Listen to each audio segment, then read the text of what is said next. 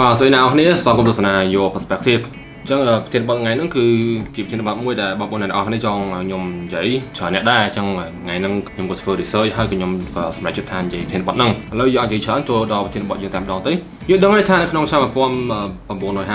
ប្រទេសសូវៀតបានបង្ហោះផ្កាយរណបលើកដំបូងគេរបស់មនុស្សលោកយើងបានឡើងទៅដល់លំហអាកាសដោយជោគជ័យមនុស្សទាំងអស់គ្នាគឺបានត្រេកអរគឺសប្បាយចិត្តយ៉ាងខ្លាំងដែលឃើញថាមានផ្កាយរណបដំបូងគេរបស់ដែលបានបង្ហោះឡើងហើយអាចជួយសម្រួលដល់បច្ចេកវិទ្យាឬក៏ថាប្រព័ន្ធទំនាក់ទំនងគ្នានៅលើផែនដីអញ្ចឹងយើងទាំងអស់គ្នាដឹងទេថាវាជាផ្កាយរណបមួយលើកដំបូងរបស់មនុស្សលោកយើងតែបែរជាមិនមែនជាផ្កាយរណបលើកដំបូងរបស់ផែនដីយើងនោះទេដែលជាប្រធានបទយើងថ្ងៃហ្នឹងគឺចង់មកនិយាយគឺផ្កាយរណប Black Knight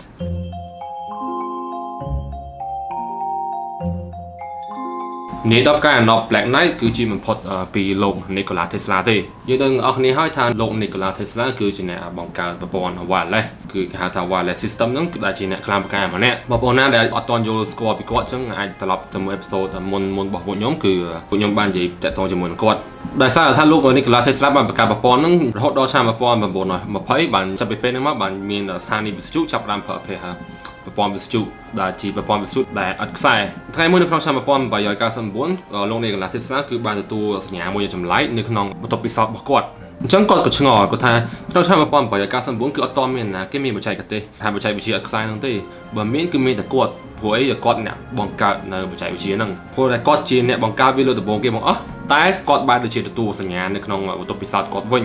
គឺឆ្ងល់តែម្ដងពេលនោះលោក Nikola Tesla គឺមានការភ្ញាក់ផ្អើលយ៉ាងខ្លាំងហើយគាត់ក៏បានសោយជ្រាវនៅលើរលកសញ្ញាហ្នឹងយ៉ាងស៊ីជម្រៅបន្ថែម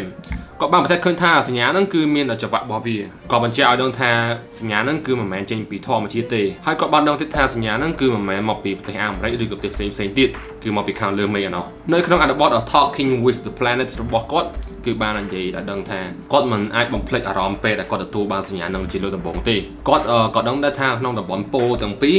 Aurora ក៏មានកម្លាំងម៉ាញ៉េទិកអាចធ្វើឲ្យមានរលកសញ្ញាដែរតែគាត់ប្រកាសជាដឹងច្បាស់ណាស់ថាពេលដែលគាត់បង្កើតម៉ាស៊ីនហ្នឹងគឺគាត់ជៀសវាងពីទទួលរលកសញ្ញាពីធម្មជាតិហើយសញ្ញាដែលគាត់បានទទួលហ្នឹងគឺមិនមែនមកពីបរិស្ថានធម្មជាតិទេពាក្យទាំងអស់ដែលគាត់និយាយហ្នឹងគឺមិនមែន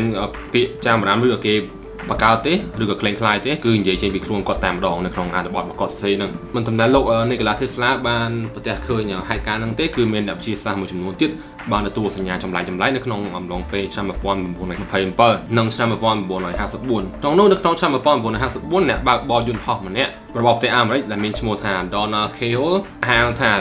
យោធាសហរដ្ឋអាមេរិកបានរកឃើញផ្កាយរណបដែលមានលក្ខណៈខុសពីធម្មតាចំនួន2ដែលហោះនៅលើផែនដីយើងព័ត៌មាននឹងគឺបានផ្អើលឡើងយ៉ាងកក្រើកនៅពេលហ្នឹងពួកអីផ្កាយរណបដំបងរបស់មនុស្សលោកយើងគឺបានបង្ហោះឡើងនៅក្នុងឆ្នាំ1957ទេតែហេតុអីក្នុងឆ្នាំ1954កងទ័ពជើងអាកាសរបស់ប្រទេសអាមេរិកបានប្រទះឃើញមានផ្កាយរណបទៅវិញនៅក្នុងឆ្នាំដដែលគឺលោក Clyde Tombaugh ដែលជាតារាវិទូល្បីៗម្នាក់គាត់គឺជាអ្នករកឃើញភព Pluto ដំបូងគេរបស់នៅលើផែនដីយើងក៏បានប្រទះឃើញដែរថាមានផ្កាយរណបមិនមានប្រភពច្បាស់លាស់ហោះហើរនៅលើកន្លងរបស់ផែនដីនៅខណៈពេលដែលផ្អើលឬមានផ្កាយរណបចម្លែកមួយហ្នឹងដែលមិនមែនបង្ហោះឡើងដោយមនុស្សលោកយើងនៅពេលហ្នឹងគឺមានការសម្ភាសន៍ជាសាធារណៈមួយរបស់លោកប្រធានាធិបតីរបស់អាមេរិកអាណត្តិទី33ក្នុងសម្ភាសន៍នេះគឺគាត់បានទទួលស្គាល់ថាពិតជាមាន UFO មែន There's always things like that going on flying saucers and they've had other things you know នៅខណៈពេលហ្នឹងប្រជាពលរដ្ឋប្រទេសអាមេរិកក៏បានយករឿងផ្កាយរណបនោះជាមួយនឹង UFO នោះដាក់ជាមួយគ្នាគិតទេគឺថាផ្កាយរណបនឹងប្រហែលជាផ្កាយរណបផ្សើមគេរបស់ប្រទេសសូវៀតទេហើយកងទ័ពជើងអាកាសរបស់ប្រទេសអាមេរិកក៏បានសង្កេតថាផ្កាយរណបចម្លែកហ្នឹងគឺហោះហើរមិនប្រក្រតីតែម្ដងគឺម្ដងហោះហើរជុំវិញ Equator ម្ដងហោះហើរបណ្ដោយផែនដីហើយមានតារាវិទូខ្លះទៀតក៏បានប្រទេសនេះថាវាហោះហើរជិតភពប្រច័នទៀតធ្វើបើថានៅក្នុងឆ្នាំ1960ប្រទេសសូវៀតគឺបានបង្ហោះផ្កាយរណបឡើងរួចជាស្រេចហើយតែផ្កាយរណបដំបូងគេរបស់សូវៀតជាមួយនឹងផ្កាយរណបយើងសពថ្ងៃហ្នឹងណាมันអាចហោះម្ដងទៅនេះម្ដងទៅនោះទេគឺវាមានកន្លងរបស់វាបច្ចេកទេសយើងរាល់ថ្ងៃហ្នឹងគឺมันអាចធ្វើឲ្យវាហោះជុំវិញផែនដីដោយសេរីទេនៅខណៈពេលហ្នឹងគឺប្រទេសអាមេរិកគឺព្រួយបារម្ភយ៉ាងខ្លាំងគឺស្មានតែប្រទេសសូវៀតបានបង្ហោះឡើងតាំងយូរហើយគឺជាផ្កាយរណបសឹមគេទៅប្រទេសអាមេរិកតែនឹងមិនស្មានដល់ថាក្រោយពេលការបំបែកសហភាពសូវៀតគឺមានឯកសារមួយបានបញ្ជាក់ថានៅពេលប្រហាក់ប្រហែលជាមួយនឹងអាមេរិករកឃើញផ្កាយរណបហ្នឹងដែរសូវៀតក៏បានប្រទះឃើញផ្កាយរណបចម្លែកមួយហោះហើរដែរហើយស្មានថាផ្កាយរណបហ្នឹងគឺផ្កាយរណបសើមគេរបស់អាមេរិកវិញ ចឹងប្រទេសទាំងពីរហ្នឹងគឺសង្ស័យផ្កាយណប់ហ្នឹងជាផ្កាយណប់ប្រទេសមួយទៀតគឺទៅវិញទៅមកដូចយើងមកគិតវិញថាប្រទេសមហាអំណាចខ្លាំងពីរហ្នឹងដែលខ្លាំងខាងបច្ចេកវិទ្យាមែនតើតែគឺអត់បានប្រហោះផ្កាយណប់នៅឡើងទេចឹងផ្កាយណប់ដែលគេប្រទេសឃើញហ្នឹងគឺមកពីណាដោយការអភិវឌ្ឍកាន់តែខ្លាំងទៅមនុស្សលោកយើងក៏ច្រើនអ្នកបានរកឃើញផុសតាងនិងព័ត៌មានចេញពី NASA ថាផ្កាយណប់ Black Knight នោះគឺមានពិតមែនបានធ្វើឲ្យ NASA មានសម្ពាធដូចនេះមិនចង់ឲ្យមនុស្សលោកយើងនិយាយច្រើនតគ្នា NASA ក៏សម្រេចចិត្តបញ្ចេញនៅរូបថតផ្កាយណប់ Black Knight មួយសន្លឹកនៅក្នុងឆ្នាំ2014ដែលបានថតពី NASA កាលពី6-10ឆ្នាំមុនវិញគឺរូបថតនោះថតហើយកាលពី6-10ឆ្នាំហើយប៉ុន្តែគឺអត់តន់បានបញ្ចេញឲ្យសាធារណៈមើលទេរហូតដល់ឆ្នាំ2014បានដាច់ចិត្តថាអូខេបញ្ចេញរូបថតនោះទៅឲ្យសាធារណៈមើលហើយបានបង្ហោះវីដេអូទៀតផង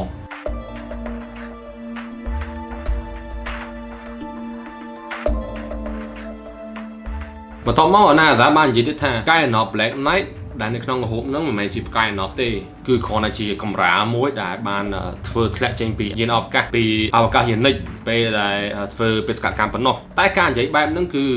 មិនត្រឹមតែឲ្យមនុស្សយើងអត់ជឿទេគឺថែមទាំងធ្វើឲ្យមនុស្សលោកយើងគឺកាន់តែចាប់អារម្មណ៍ពីរឿងផ្កាយណប់ Black Knight ហ្នឹងទៅទៀតក៏ព្រោះតែកម្រាលអវកាសរបស់អវកាសយានិកគឺមានពណ៌ប្រាក់ហើយផ្កាយណប់ Black Knight នោះគឺពណ៌ខ្មៅវិញគឺខុសគ្នាខ្លាំងតែម្ដងតោះមកគឺកម្រាលហ្នឹងគឺបានឲ្យគេធ្វើជ្រុងនៅក្នុងឆ្នាំ1998តែលោក Tesla គឺបានទទួលសារចម្លែកហ្នឹងកាលពី100ឆ្នាំមុនជាងទៀតមុននឹងកម្រាលហ្នឹងជ្រុះទៅទៀតនៅក្នុងរយៈពេល100ឆ្នាំជាងហ្នឹងគឺមានអ្នកវិទ្យាសាស្ត្រច្រើនអ្នកមែនតើគឺបានចាប់អារម្មណ៍ពីរឿងហ្នឹងហើយគេក៏បានប្រទះឃើញផ្កាយណប់ហ្នឹងមែនហើយនៅរលកសញ្ញាចម្លែកដូចនេះ NASA គូបកស្រាយតាមវិធីណាវិញអ្នកសិក្សាប្រទេសរុស្ស៊ីគឺបានលើកឡើងថាផ្កាយណប់ Black Knight ហ្នឹងមិនមែនត្រឹមតែហោះហើរខប់រកក្តីនោះទេគឺថែមទាំងគឺលឿនរបស់វាគឺម្ដងលឿនម្ដងយឺតគឺពេលធម្មតាគឺលឿនជាងផ្កាយណប់របស់មនុស្សយើងបង្កើតហ្នឹងពី10ដងនៅបច្ចុប្បន្នផ្កាយណប់ដែលលឿនជាងគេបង្អស់គឺផ្កាយណប់ Juno របស់អង្គការ NASA ដែលមានល្បឿន250000គីឡូម៉ែត្រក្នុង1ម៉ោងគឺលឿនមែនតើបើយើងយោងតាមល្បឿនហ្នឹងទៅកណនីល្បឿនរបស់ផ្កាយណប់ Black Knight វិញអញ្ចឹងមានថាផ្កាយណប់ Black Knight ហ្នឹងគឺមានល្បឿនទៅដល់300,000គីឡូម៉ែត្រក្នុង1ម៉ោងគឺលឿនមែនតើហ្មង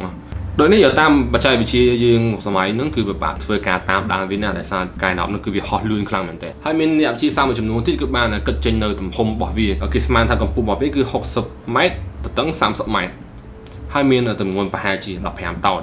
យើងត្រូវដឹងថាផ្កាយណប់មនុស្សយើងធំខ្លាំងមែនតើដែលយើងបង្កើតមកមានទម្ងន់ប្រហែលតែ1តោនទេអាផ្កាយណប់ Black Knight វិញមានទម្ងន់ទៅដល់15តោន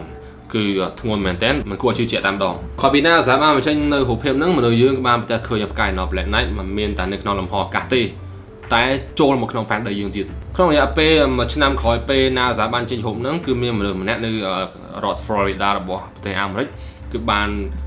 ឃើញនឹងថតបានផ្កាយណប់ Black Knight បង្ហាញខ្លួននៅលើមេឃនៅលើផ្ទះរបស់គាត់ដែលអាចមើលឃើញផ្ទាល់ភ្នែកគាត់ថាដូចរាល់ដងអញ្ចឹងគាត់ថាប្រានរត់នៅក្រៅផ្ទះស្រាប់តែផ្ទះឃើញមានយានចម្លែកមួយបានហោះនៅលើមេឃហើយគឺមិនមែនហោះទេគឺតន្តែនៅលើមេឃនៅស្ងៀមហើយគឺអត់មានបញ្ចេញនៅសំឡេងអីសោះតែម្ដងបន្ទាប់មកគឺគាត់មើលផ្លឹកបានមួយផ្លែតគឺឃើញយានហ្នឹងគឺប្រហោះចេញកូនយានតូចចេញពីក្រៅយានធំហ្នឹងហើយប្រហែលជា10នាទីក្រោយមកគឺបានបាត់ខ្លួនតែម្ដងខពីវីដេអូហ្នឹងគឺបានបង្ហោះឡើងនៅក្នុងបណ្ដាញអ៊ីនធឺណិតគឺមនុស្សគ្រប់គ្នាក៏បានចាប់អារម្មណ៍ហើយនឹងចាប់តាមគិតថាផ្កាយណប់ Black Knight មិនធម្មតាចេះកែប្រែកន្លងខ្លួនឯងទេថែមទាំងចេញចូលផែនដីតាមចិត្តទៀតមកយូរប្រហែលក្រោយមកនៅក្នុងឆ្នាំ2017មានវីដេអូមួយទៀតគឺបានបង្ហោះឡើងនៅក្នុងបណ្ដាញអ៊ីនធឺណិតដែរគឺមានប្រភពមកពី hacker ម្នាក់ថារកបានវីដេអូហ្នឹងនៅក្នុង dark web មួយហើយ hack ចូលនៅក្នុង YouTube account អ្នកផ្សេងហើយបង្ហោះវីដេអូហ្នឹងតែម្ដង hacker ហ្នឹងគឺបាននិយាយទៀតថាក្នុងវីដេអូហ្នឹងគឺយើងឃើញភ្លឺហ្នឹងគឺជាផ្កាយណប់ Black Knight ដែលទទួលរងនៅការវាយប្រហាររបស់ Illuminati ក៏ព្រោះតែ Illuminati គឺចាប់អារម្មណ៍លើផ្កាយណប់ Black Knight នឹងយូរមកហើយតាមដានវាទៀតធ្វើឲ្យថាផ្កាយណប់ Black Knight គឺមានបច្ចេកវិទ្យាខ្ពស់មែនទែនតែ Illuminati ក៏មានកម្លាំងបច្ចេកវិទ្យាខ្លាំងគ្រាន់បើដែរដែលយើងដឹងប្រភពមានចំនួនពីខាងណាមកក៏បានវាយប្រហារដល់ផ្កាយណប់ Black Knight នឹងនៅក្នុងឆ្នាំ2015តែម្ដង Illuminati គឺតាមដានយូរដល់ពេលឃើញម្ដងគឺត្រង់បានមកញ៉ៃច្រើនពេកគឺវាយតែម្ដងហើយយើងមកដល់ទីបញ្ចប់គឺឃើញមានពលឺមួយហោះចេញពីកន្លែងហ្នឹងហើយហោះកាន់តែយូរកាន់តែឆ្ងាយទៅបាត់ហើយគាត់នឹងបានបញ្ជាក់ទៀតថាវាជាមនុស្សភពកាយដែលជិះយានហត់កិច្ចខ្លួនពីការវាយប្រហារនេះគឺ Illuminati វាយទៅហត់អត់តាន់បញ្ចេញយានមួយហោះទៅបាត់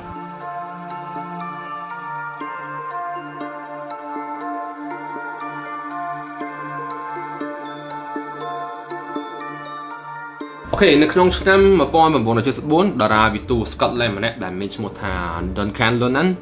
បានអះអាងថាផ្កាយ Knob Black Knight ហ្នឹងគឺបានស្ថិតនៅជុំវិញផែនដីអស់រយៈពេល 13000 ឆ្នាំមកហើយ